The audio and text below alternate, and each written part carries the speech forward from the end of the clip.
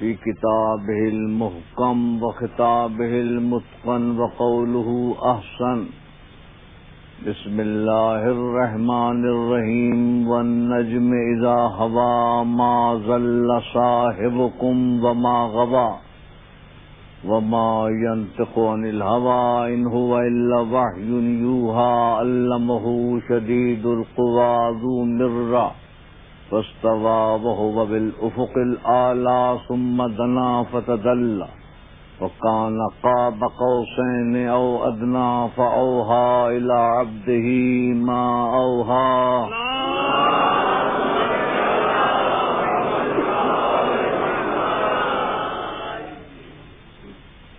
یہ کائنات،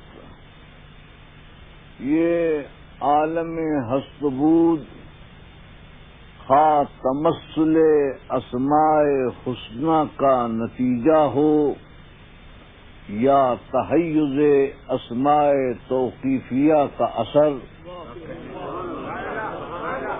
یا رب النوع کی مصوری ہو یا ہرمس الحرامسا کی صورت گری، صادر اول کی تخلیق ہو یا عقل نخستی کی تشکیل،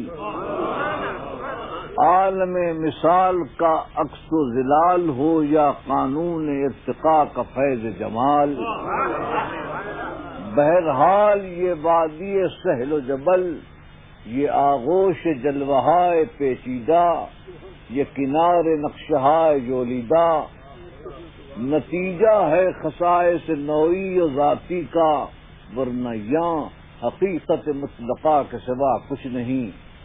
آئیے منطق اور فلسفے کے شہنشین سے اتر کر پائین باغ عوام میں گفتگو کریں۔ دیکھیے، جب ہم کہتے ہیں کہ یہ پتھر ہے عقیق ہو کہ زمرد، یہ درخت ہے آم ہو یا امرود، یہ جانور ہے فرس ہو یا شیر، یہ آدمی ہے زید ہو کہ بکر، یہ فرشتہ ہے میکائیل ہو کہ جبرائیل، یہ جن ہے ابلیس ہو کہ زعفر۔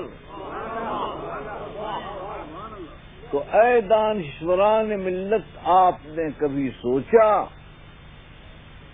کہ وہ کون سی صفت ممیزہ تھی، وہ کون سی لازمہ ذاتیہ تھی، وہ کون سی حیت خاصہ تھی جس نے پتھر کو پتھر بنایا، درخت کو درخت بنایا، جانور کو جانور بنایا، فرشتے کو فرشتہ بنایا؟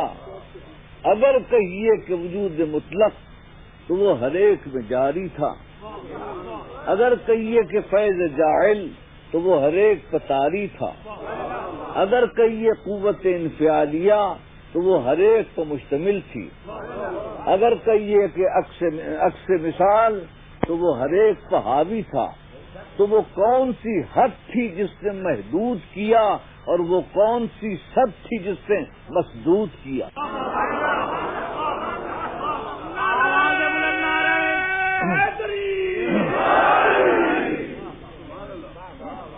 تو تمام ارباب حکمت اور منطق یہی کہیں گے کہ ہر شے کے بعض خصوصیات ہوتے ہیں جو اس کو دوسری شے سے ممتاز کر دیتی ہیں، وہ خصوصیات ہوتے ہیں جس کی بنا پر ایک شے دوسرے سے ممتاز ہو جاتی ہے۔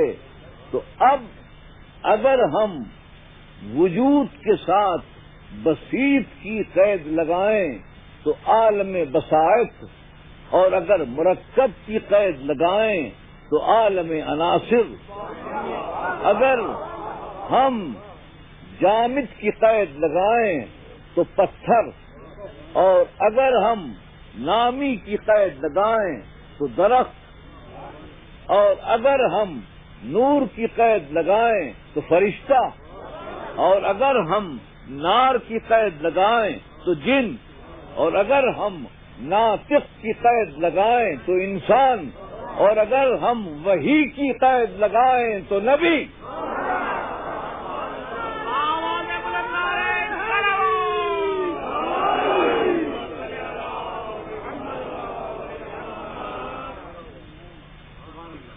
تو معلوم ہوا کہ نبوت ایک درجہ اعلیٰ اور عرفہ ہے،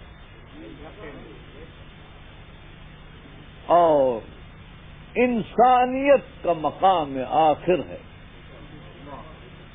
یہ آج ہم جو نظریہ صدیوں سے بیان کرتے رہے ہیں، آج مغربی مفکرین بھی وہی نظریہ رکھتے ہیں۔ چنانچہ کینتھ واکر اپنی کتاب دی میننگ میں لکھتا ہے کہ یہ روحانی رہنما اس قدر بلند ہوتے ہیں کہ ان کو انسانوں کے لیے ایک جداگانہ نو قرار دینا چاہیے۔ یہ برگسان اور اسپنسر کے نقطۂ نگاہ سے انسانیت کے مقام آخر پر جلوہ فرما ہوتے ہیں،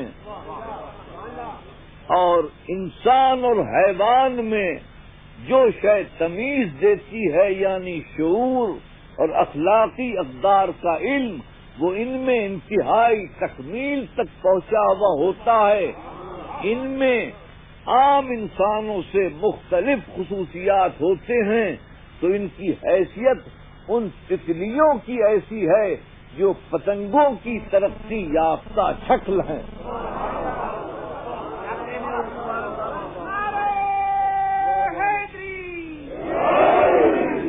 تو اب آپ نے دیکھا کہ مغربی مفکرین بھی اس نقطۂ نگاہ پر آ گئے کہ یہ انبیاء کرام اور ہوتے ہیں اور ہم اور ہوتے ہیں، ان کا سامعہ، ان کا باصرہ، ان کا ناطقہ، ان کا لامسہ، ان کا شامہ ہم سے مختلف ہوتا ہے۔ قال نوح رب لا تذر علی الارض من الکافرین دیارا انک ان تذرہم یضلوا عبادک ولا یلدوا الا فاجرا کفارا۔ نوح نے جب 900 سال محنت کرنے کے بعد، جد و جہد کرنے کے بعد یہ دیکھا کہ کفر کے پتھر میں کہیں سے نرمی نہیں آ رہی ہے، اور یہ محسوس کیا کہ ہدایت جو ہے وہ ابھی نقطۂ آغاز پر ہے، اختتام تک نہیں پہنچی، ایک مرتبہ دماغ نوحی مایوس ہو جاتا ہے کافروں سے، تو پھر دست دعا بلند کرتے ہیں کہ بار الہ روئے زمین پر کسی کافر کو زندہ نہ رکھنا، کیونکہ یہ جتنی ان کی مخلوق آئندہ ہوگی نسل، وہ سب کافر ہوگی، فاسق ہوگی۔ تو آپ دیکھتے ہیں کہ یہ نبی کا باصرہ ہے، ایک ہمارا باصرہ ہے کہ ہم سامنے کے انسان کے عقیدے کے بارے میں ایک لفظ نہیں کہہ سکتے کہ یہ کس عقیدے کا ہے، اور نبی کا باصرہ اس عروج پر ہے کہ وہ آنے والی نسلوں کے اسلاب و ارحام کے پردوں کو چاک کر کے آنے والی نسلوں کے کفر کی نشاندہی کرتا ہے۔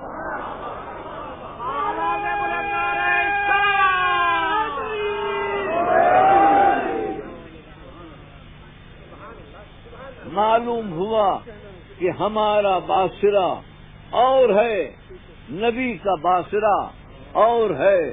اذن فی الناس بالحج یاتوک رجالا وعلی کل ضامر یاتین من کل فج عمیق۔ اے ابراہیم، آواز دو حج کی، لوگ پا پیادہ اور تیز رو سواریوں پر۔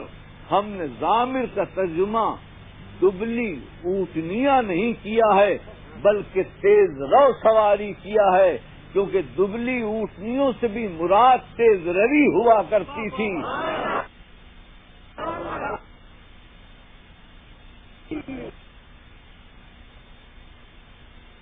تیز رو سواریوں پر تمہارے پاس آئیں گے۔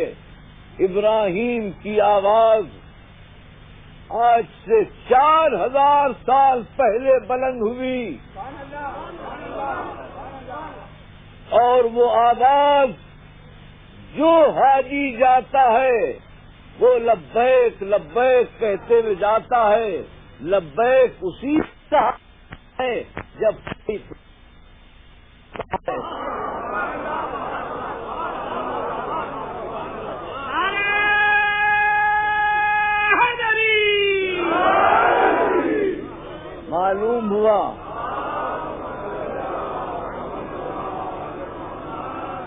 معلوم ہوا کہ ہر حاجی نے جناب ابراہیم کی آواز سنی تو ہماری آواز 1-2 میل نہیں جاتی، اور ابراہیم کی آواز صدیوں کو طے کرتی ہوئی قیامت تک حاجیوں کے گوش سنوا سے متصل ہو جاتی ہے۔ تو پھر اور آگے بڑھیے، نبی کا شامہ بلم فصلت العیر قال ابوہم انی لاجد ریح یوسف لولا ان تفندون۔ ابھی قافلہ مصر سے چلا نہیں تھا کہ 200 میل دور کنعان کا بوڑھا نبی چیخ اٹھا کہ میں یوسف کی خوشبو محسوس کر رہا ہوں۔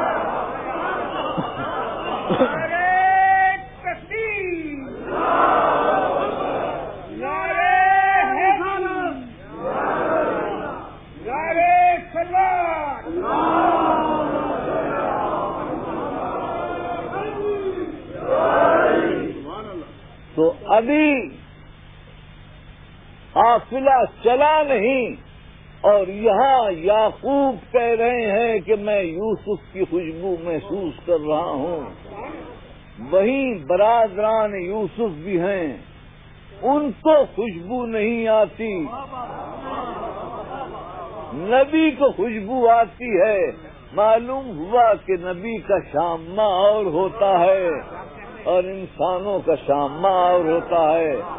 حتی اذا اتوا علی واد النمل قالت نملۃ یا ایھا النمل ادخلوا مساکنکم لا یأتمنکم سلیمان وجنودہ وهم لا یشعرون فتبسم ضاحکا من قولها۔ لشکر سلیمانی وادی نمل میں داخل ہوا تو ایک چونٹی نے کہا کہ اے چونٹیوں، تم سب اپنے اپنے سوراخوں میں چلی جاؤ، کہیں ایسا نہ ہو کہ سلیمان اور اس کا لشکر تمہیں پامال کرتا ہوا چلا جائے۔ فتبسم ضاحکا من قولها، یہ سنا تو سلیمان مسکرا دیے۔ ہم چونٹی کی آواز نہیں سن سکتے ہیں، لیکن سلیمان چونٹی کی آواز سن سکتے ہیں۔ معلوم ہوا کہ نبی کا سامعہ اور ہوتا ہے، ہمارا سامعہ اور ہوتا ہے۔ فالتقمه الحوت وهو ملیم فلولا انه كان من المسبحين للبث في بطنه الى يوم يبعثون۔ ہمارا لامسہ اور نبی کا لامسہ، یونس کو مچھلی نے نگل لیا، 40 دن تک شکم ماہی میں یونس رہے، اور ارشاد ہوتا ہے کہ اگر وہ تسبیح گزاروں میں نہ ہوتا تو ہم قیامت تک اس کو شکم ماہی میں رکھتے۔ اب یا تو آپ یہ کہیے کہ وہ شکم ماہی میں گل جاتے، اس میں ان کی ہڈیاں سرما ہو جاتی، تو رکھنے کا مفہوم کیا تھا؟ ظاہر ہے کہ زندہ رکھتے۔ قیامت تک شکم ماہی میں یونس کو اللہ زندہ رکھتا اگر وہ تسبیح گزاروں میں نہ ہوتا۔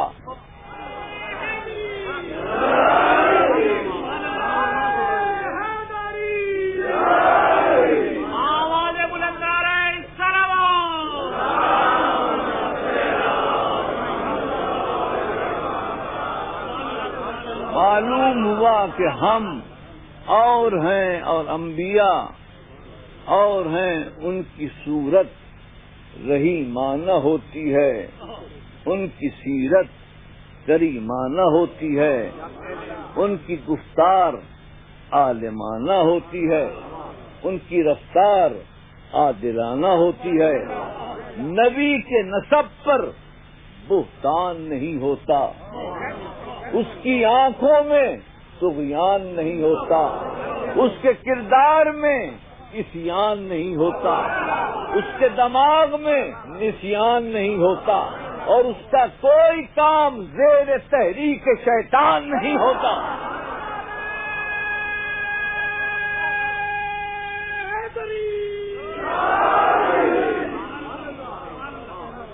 اور یہ تو ہم نے آپ کو عام انبیاء کی بات بتائی ہے، بروح اعظم پاکش درود لا محدود۔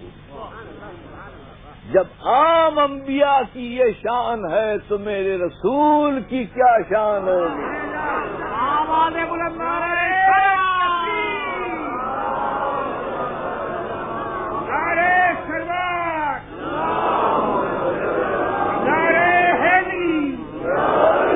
ہمارا عنوان ہے مقام مصطفیٰ، تو حضور کی شان کیا ہوگی؟ جس طرح ہر پہاڑ کوہ طور نہیں ہو سکتا، ہر غار غار ہرا نہیں ہو سکتا، ہر گھر خانہ خدا نہیں ہو سکتا، ہر دشت دشت کربلا نہیں ہو سکتا، ہر میدان میدان غدیر نہیں، ہر چادر چادر تحریر نہیں، اور ہر جام جام جم نہیں ہوتا، ہر پانی زمزم نہیں ہوتا، ہر سخی حاتم نہیں ہوتا، اسی طرح ہر نبی خاتم نہیں ہوتا۔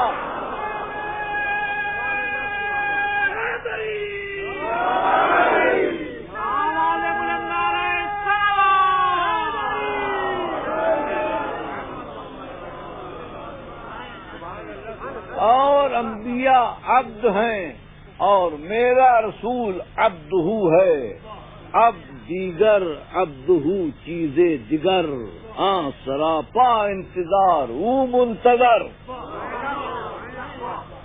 عبد وہ ہے جس کی خلقت پہلے ہو علم بعد میں ہو، عبدہ وہ ہے کہ علم القرآن خلق الانسان، علم پہلے ہو خلقت بعد میں ہو۔ آواز بلند نعرہ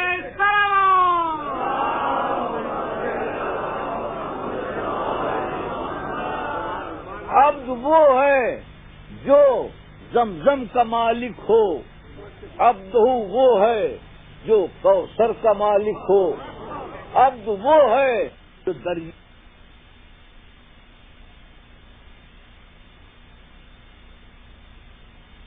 ہوا جواب پلٹا ہے، عبد وہ ہے جو ڈوبا ہوا آفتاب پلٹاتا ہے۔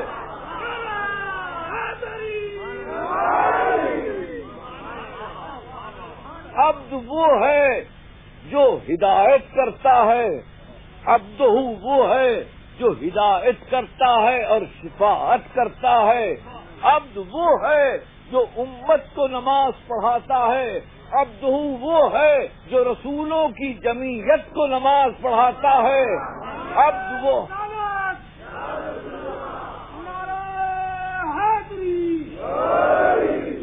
عبد وہ ہے جو کوہ طور پر جائے، اور عبد وہ ہے جو بساط نور تک جائے۔ آواز بلند نعرہ سلام۔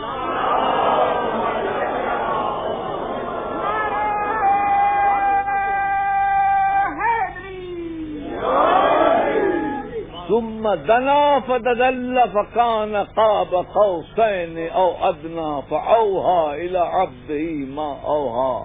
وہ قریب ہوا اور قریب ہوا یہاں تک کہ دو کمانوں کا یا اس سے کم فاصلہ رہ گیا. علامہ فخر الدین رازی رحمت اللہ علیہ اپنی تفسیر میں بیان کرتے ہیں کہ ھذا ورد علی استعمال العرب وعادتہم، کہ قاب قوسین کا لفظ عرب کی عادت کی بنیاد پر استعمال ہوا تھا، کیونکہ ایام جاہلیت میں اصول تھا کہ جب دو سردار آتے تھے باہمی رفاقت کا معاہدہ کرنے تو دو کمانیں لائی جاتی تھیں، ان کو اس طرح پیوست کرتے تھے کہ قاب پر آ کر متمکن ہو جائیں، پھر تیر رکھا جاتا تھا جس کو کھینچا جاتا تھا، دونوں مل کر کھینچتے تھے. اس کے معنی یک جان دو غالب، جس سے تمہاری جنگ اس سے ہماری جنگ، جس سے تمہاری سلو اس سے ہماری سلو. تو اب جب یہاں پر رسول اللہ کے لیے قاب قوسین کا لفظ اللہ نے استعمال کیا ہے تو معلوم ہوا کہ اللہ بھی کہنا چاہتا ہے کہ رسول صلح تمہاری ہوگی تو امان ہماری ہوگی، تیر تمہارا ہوگا تو کمان ہماری ہوگی.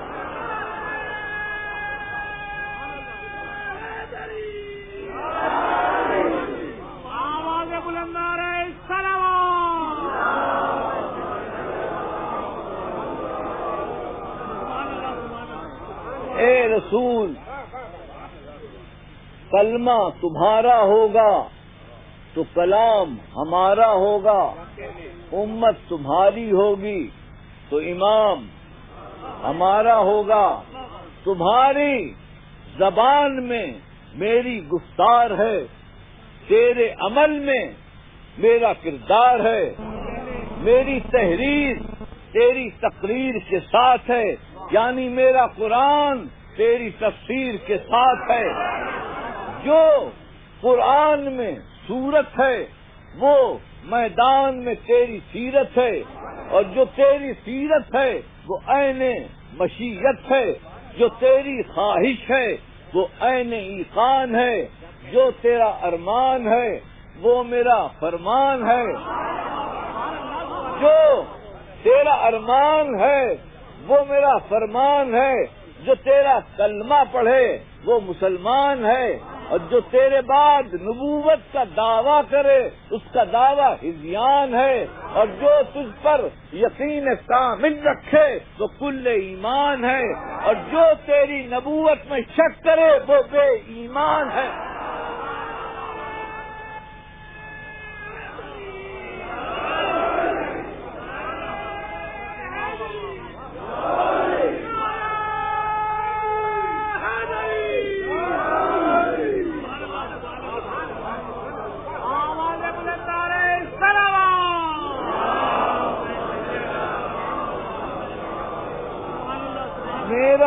میرا کرم تیرے جمال میں ہے، میرا غضب تیرے جلال میں ہے، میرا ادب تیرے کمال میں ہے، میرا سوز تیری آہوں میں ہے، میری رحمت تیری باہوں میں ہے، میری منزل تیری راہوں میں ہے.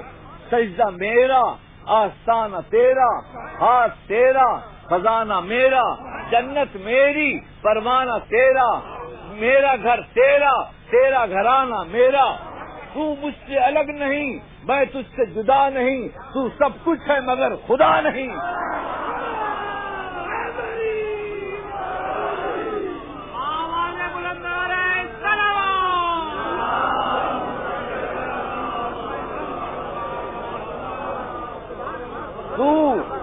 تو زبان ہے، میں آواز ہوں، تو سراپا نیاز ہے، میں بے نیاز ہوں، تو ظاہر ہے، میں راز ہوں.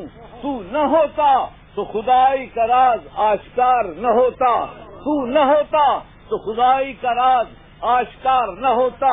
مصور ہوتا شاہکار نہ ہوتا، حسن ہوتا پرستار نہ ہوتا، یوسف ہوتا خریدار نہ ہوتا، معبود ہوتا عبادت گزار نہ ہوتا، گنہگار ہوتے شفاعت کا کاروبار نہ ہوتا.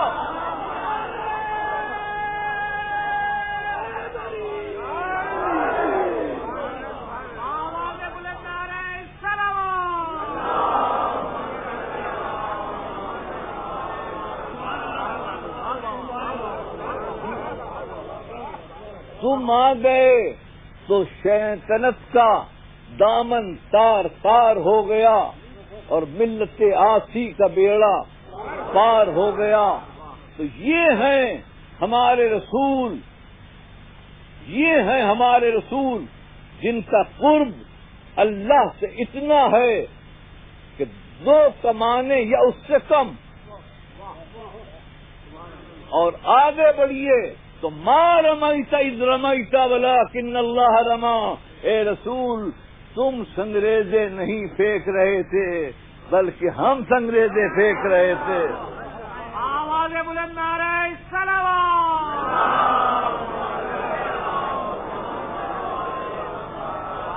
تو میرے کہنے کا مطلب یہ ہے کہ قول رسول برحق ہے. جو رسول کہہ دیں وہ گویا خدا کا قول ہے. حضور نے فرمایا انی لا اقول الا حق، میں حق کے سوا کبھی کچھ نہیں کہتا. صحابہ کرام رضوان اللہ علیہم نے کہا کہ یا رسول اللہ انکا تداعبنا، یا رسول اللہ آپ ہم سے کبھی ہنسی مذاق بھی کرتے ہیں. کہا لا اقول الا الحق، ہنسی مذاق میں بھی حق کے سوا کچھ نہیں کہتا. آواز بلند نعرہ صلوات. نعرہ حیدری. رسول کی حیثیت یہ ہے کہ ہر فقہ میں تحریر ہے کہ اگر عورت بالغہ رشیدہ ہو تو پھر اس کی رضامندی کے بغیر شادی نہیں ہو سکتی. لیکن حضور کا مقام یہ ہے کہ وما كان لمؤمن ولا مؤمنة اذا قضى الله ورسوله امرا ان يكون لهم الخيار من امرهم ومن يعص الله ورسوله فقد ضل ضلالا مبينا. کہ جب رسول حکم دے دیں. ابو داؤد میں لکھا ہے کہ جب زید کا پیغام رسول نے جناب زینب بنت جہش اپنی پھپھیزاد بہن کے ساتھ دیا تو انہوں نے کہا لا ارضا لنفسی، میں کبھی شادی پر راضی نہیں ہو سکتی. ان کے بھائی نے کہا کہ وہ ایک غلام ہے، ہم کبھی ہاشمی خون کو ایک غلام کے خون کے ساتھ وابستہ نہیں کر سکتے. حضور نے کہا نہیں، یہ نکاح ہوگا عید اتری کہ کسی مومن اور مومنہ کو اختیار نہیں کہ جب اللہ اس کا رسول فیصلہ کر دے تو گریز کرے. جب یہ آیت اتری تو زینب نے بھی سر جھکا دیا، عبداللہ بن جہش نے بھی سر جھکا دیا، سارے خاندان نے سر جھکا دیا. تو رسول وہ ہے کہ اگر کوئی قانون شریعت ہے اس کو ختم کرنا چاہے تو ختم کر سکتا. آواز بلند نعرہ صلوات.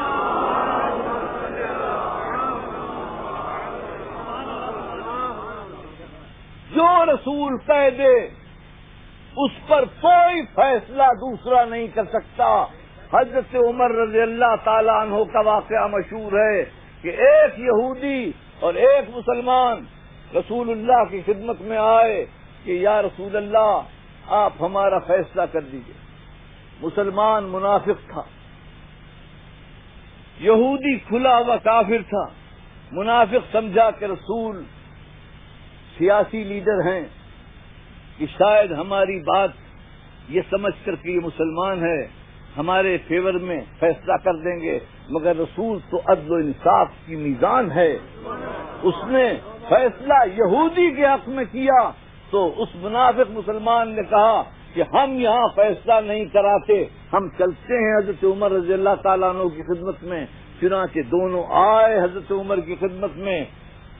تو مسلمان نے کہا کہ آپ میرا مقدمہ سنیے. یہودی نے کھڑے ہو کر کہا کہ یا عمر پہلے میری بات سنیے کہ اس مقدمے کا فیصلہ رسول کر چکے ہیں. تو تاریخ بتاتی ہے کہ حضرت عمر گھر میں تشریف لے گئے، تلوار لائے اور منافق کی گردن اڑا دی کہ رسول کے فیصلے کے بعد اب کسی کا فیصلہ اگر ہوگا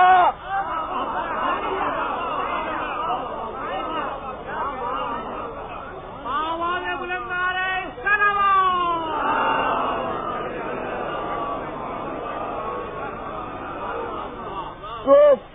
فیصلہ رسول کے فیصلے کے بعد نہیں ہو سکتا. اب رسول جو کچھ بھی کہہ دیں، اگر کہہ دیں کہ انا مدینۃ العلم والی بابھا، اگر کہہ دیں کہ حب علی یاکل الذنوب کما تاکل النار الحطب، اگر کہہ دیں کہ برز الایمان کلہ الی الکفر کلہ، اگر کہہ دیں کہ لعوتی ان الرایۃ غدا رجلا کرار غیر فرار،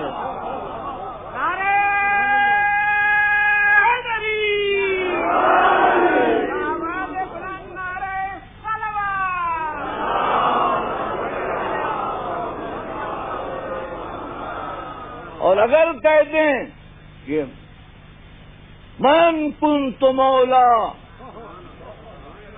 فہذا علی المولا، تو ہر مسلمان کا فرض ہے کہ وہ اس بات کو تسلیم کرے، کیونکہ رسول کہہ رہے ہیں اور چھپ کے نہیں، 1,20,000 کے مجمع میں کہہ رہے ہیں، اور پھر علی کو بٹھا کے نہیں اٹھا کے کہہ رہے ہیں.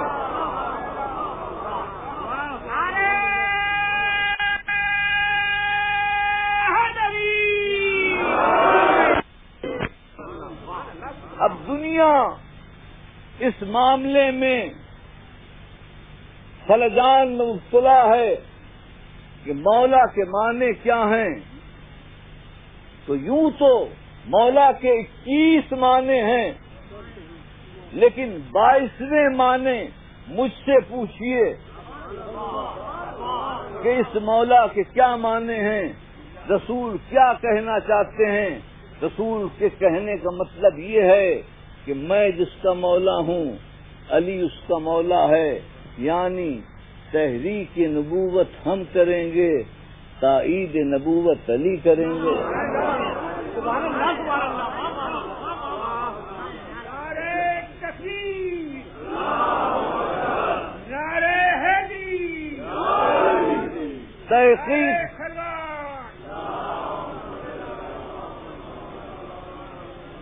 تحقیق رسالت ہم کریں گے، تصدیق رسالت علی. جنگ بتنزیل قرآن ہم کریں گے، جنگ بتاویل قرآن علی. بستر ہمارا اور لیٹیں گے علی، چادر ہماری اور اوڑھیں گے علی، بچے ہمارے اور ان کے باپ علی، گرے علم اٹھائے علی، کھڑے صنم گرائے علی.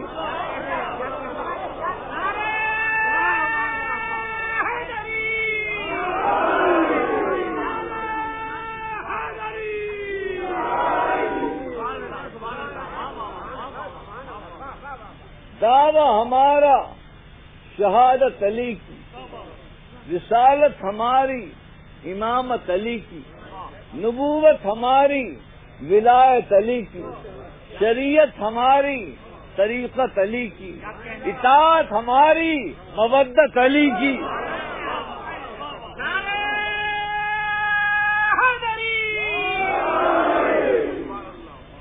جمال ہم ہوں گے جلال علی، دین ہم ہوں گے کمال علی، رحمت ہم ہوں گے نعمت علی، برہان ہم ہوں گے حجت علی، بنا افلاک ہم ہوں گے زمین کا لنگر علی، اور شہر علم ہم ہوں گے علم کا در علی.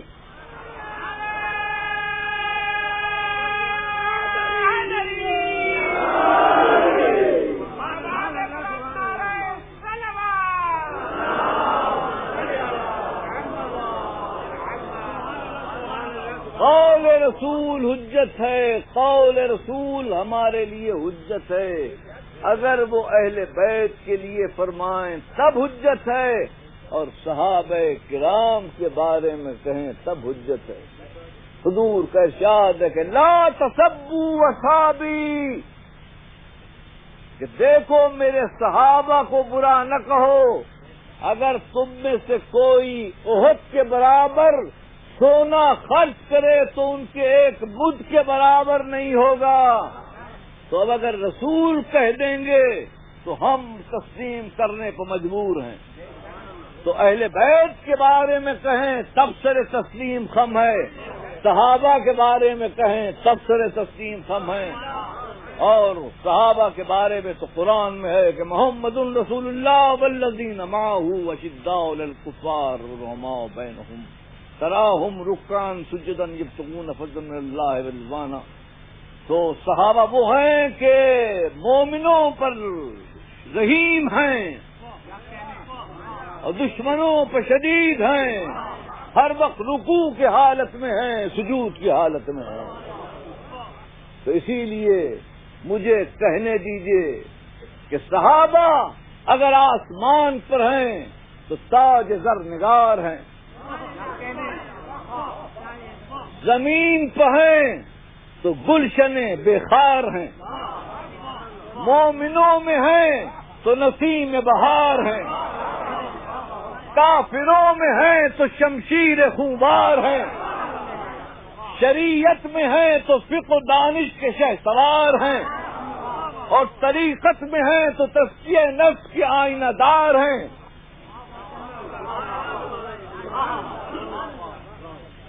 اب اسی طرح اگر حضور ترمذی شریف، مشکات شریف، حضور حسنین علیہ السلام کو دیکھتے ہیں تو کہتے ہیں انی احبہما، میں ان دونوں کو دوست رکھتا ہوں. یا رب احببہما، بار الہ تو بھی دوست رکھ. وَأَحِبْ مَنْ يُحِبُّهُمَا، دیکھیے اب آپ کا مقام آ گیا. اور جو ان کو دوست رکھے اس کو تو بھی دوست رکھ.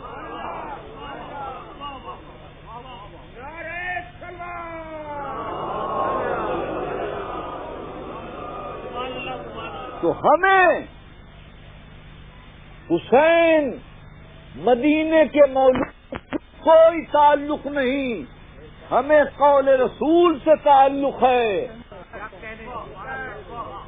مدینے میں بہت سے پیدا ہوئے ہوں گے، ہمیں ان سے تعلق نہیں، لیکن حضور کہتے ہیں کہ میں ان سے محبت کرتا ہوں. بار الہ تو بھی ان سے محبت کر، اور جو ان سے محبت کرے اس سے بھی تو محبت کر. مقام بلند منی حسین مجھ سے ہے اور میں حسین سے ہوں.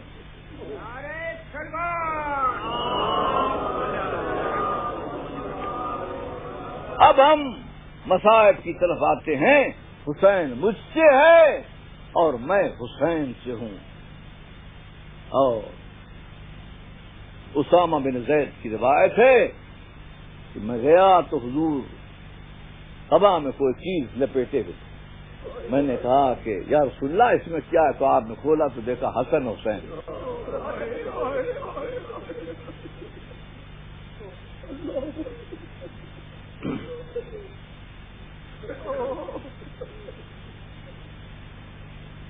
حسین سے ہمیں محبت اس لیے ہے کہ حسین نے قول رسول کو نبھایا.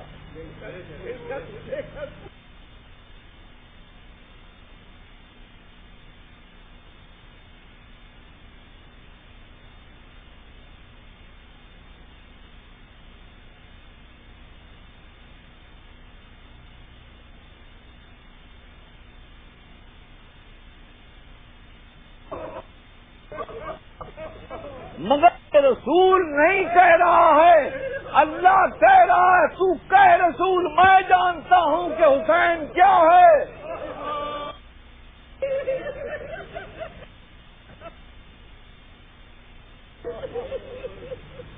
میں جانتا ہوں کہ حسین کیا ہے. حسین نے قول رسول نبھانے کے لیے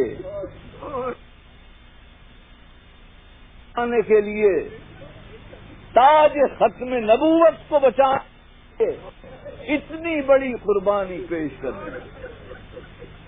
14 صدیاں گزری اور حسین کا ماتم زندہ ہے، کیا یہ معجزہ کم ہے؟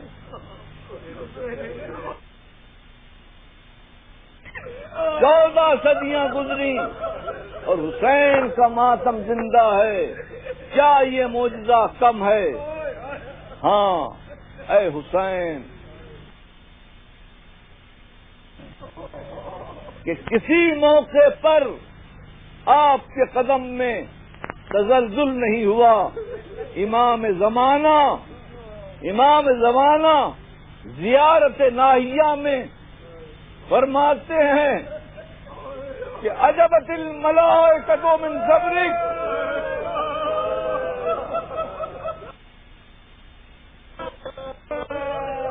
کہ اے حسین، ملائکہ آپ کے صبر کو دیکھ کر حیرت میں پڑ گئے۔ میرا خیال یہ ہے کہ یہ وہ مقام ہوگا جہاں پر ملائکہ حیرت میں پڑ گئے کہ جب علی اکبر گرے ہوں گے اور حسین برچھی کو سینے سے نکال رہے ہوں گے، اور اس کے بعد اکبر کو لا کر خیمے کے قریب رکھا، جھولے سے علی اکبر کو اٹھا کر مجمع کے سامنے لا رہے ہیں تو عجبت الملائکہ، ملائکہ حیرت میں پڑ گئے۔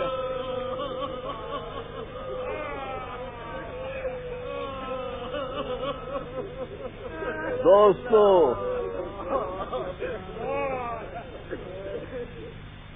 جب راہ میں مسلم ابن عقیل کی شہادت کی خبر ملی تو کہا عباس ہمارا بھائی مر گیا، خیمے لگا دو، قناتیں بچھا دو۔ خیمے لگ گئے، قناتیں بچھ گئیں، اور اس کے بعد امام حسین صدر مجلس بنے، سارے خواتین اعزاء بیٹھے ہوئے۔ امام حسین نے کہا کہ زینب،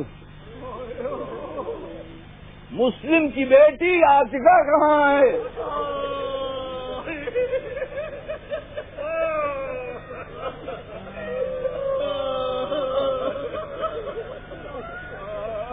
عاتقہ 10 محرم تک عاتقہ کا نام ہے، 11ویں محرم میں عاتقہ کا نام نہیں ہے۔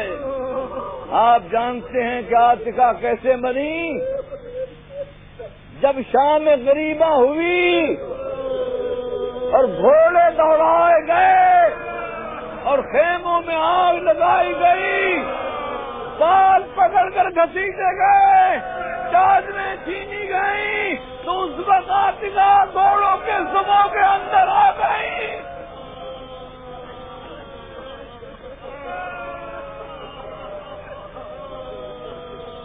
تو حسین بیٹھ گئے حسین، عاتقہ ادھر آؤ۔ عاتقہ قریب آئیں، کہا اور قریب آؤ، اور قریب آئیں، کہا بیٹی نزدیک آؤ۔ کہا کہ چچا آج آپ کی محبت سے ڈر لگ رہا ہے، یہ بتائیے کہ میرا بابا مسلم زندہ تو ہے؟ تو امام نے فرمایا بیٹی آج سے میں تیرا باپ ہوں۔ ہم شام غریبہ میں آ گئے ہیں۔ دوستو، زوجہ حر پانی لے کر آئی۔ زینب نے کہا پانی لے جاؤ، حسین زندہ نہیں ہے، عباس نہیں ہے۔ اس نے کہا بی بی چھوٹے چھوٹے بچے ہیں، ان کو پلا دیجیے۔ کہا بچوں ادھر آؤ۔ بچے اپنے اپنے کوزے لے کر قریب آئے۔